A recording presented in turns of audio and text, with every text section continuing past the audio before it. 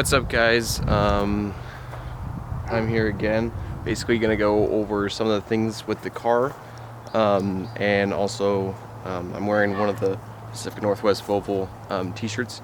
You can pick those up at the website. I'll link it in there for you guys, but this will be kind of an overview of everything I have on the car itself.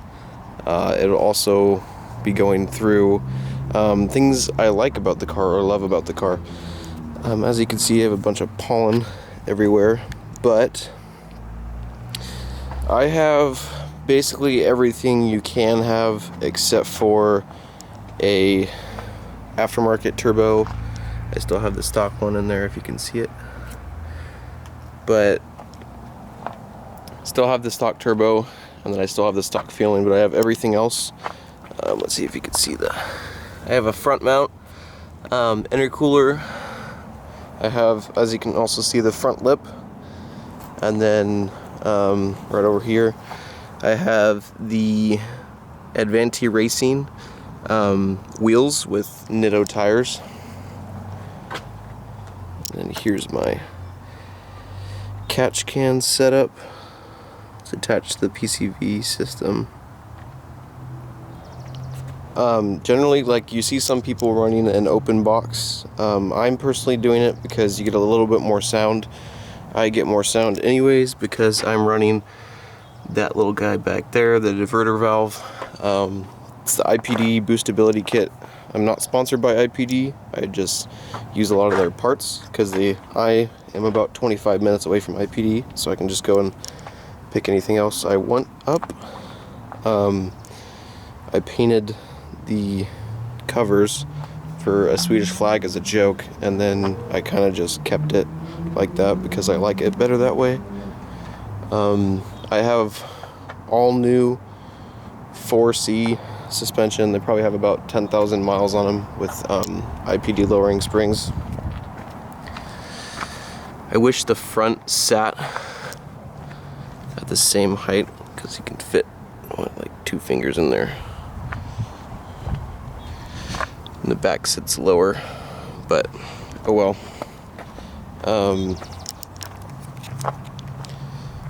And what else do I have?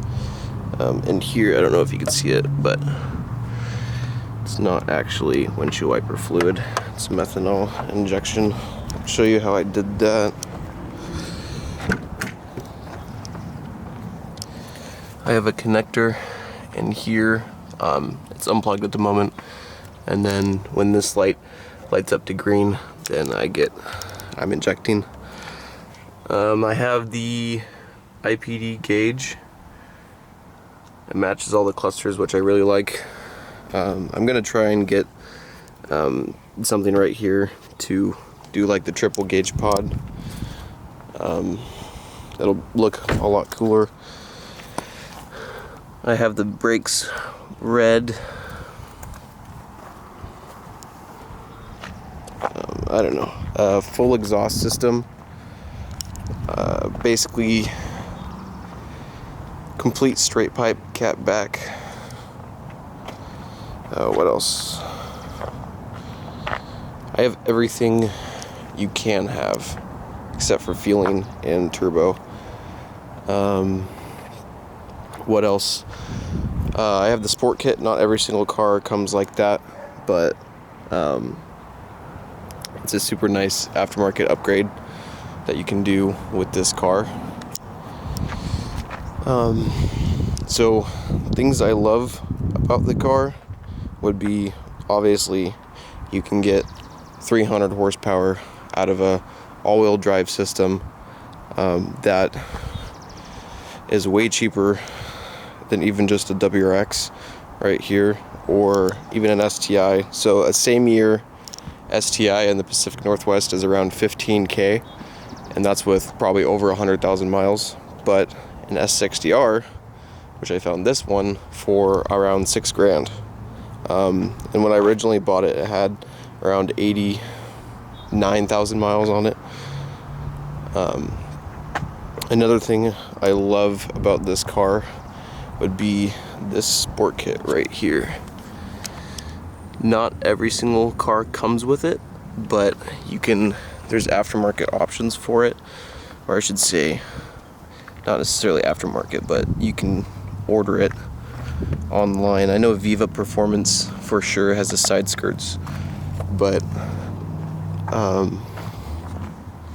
you can kind of get it and put it on the car. I bought it with the car. I didn't want to buy the car without it. And then another thing I would say I love about the car is these things right here. These seats are probably the most comfortable seats I've ever sat in. If you've never sat in an S60R, you won't know, but if you have, you definitely will know.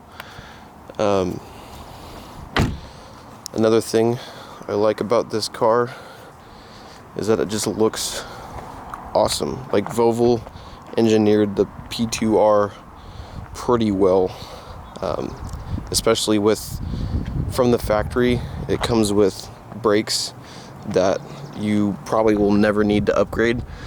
There's a GT kit that has the 355 millimeter brakes, and even the 4 piston rotors, which you already have 4 piston rotors in the front right here, but the stock rotor size is 350 millimeters, so I don't see paying $3,500 for front brakes that gives you 5 more millimeters. It's not worth it, even if you're running a lot of power. I know people who are running way more than I am, and they still have they switch out brake pads and drilled and slotted rotors, and they still keep it the same like that. I don't know, those are the bunch of stuff I love about this car. I'm going to go through some of the things I dislike. So basically, this car has the absolute worst turning radius in the history of mankind. I'll tell you that right now. If you've driven one, you'll know. If you haven't, you'll find out for sure. I work at a car dealership, and I've driven hundreds of different cars, but by far, my car has the worst turning radius I've ever driven. Another thing that I dislike about this car is, I guess it's more mechanical. If you haven't replaced the PCV system yet, you will be. If you already replaced it, you definitely know what it's like to have to replace it. Another thing I dislike about this car is a lot of the times when you go for a lot of power, the all-wheel drive system starts to not work. So basically, you have a front-wheel drive car. That could be an upside or a downside, but I personally much rather have the all-wheel drive. That way you can get traction when you have to put all that power down. I would say, what else? There's not much I hate about the car. There's things that people do that you probably shouldn't with it. I personally treat my car as best as possible while still having fun. But you can beat on this car, especially if you have a torque limited automatic and you take the torque limiter off. You're gonna definitely want to have an extra tranny laying around or manual swap. Some people hate the Spaceball shifter. I personally don't mind it, but that's kind of dependent on me. So if you haven't already, like, comment, subscribe. Tell me what you want to see. I know a couple of you want to see a POV video of the car. I'll definitely do that, but I also have more content in store. I'll probably go some more things over what I love and what I hate about the car, but this will be it for now. Thank you.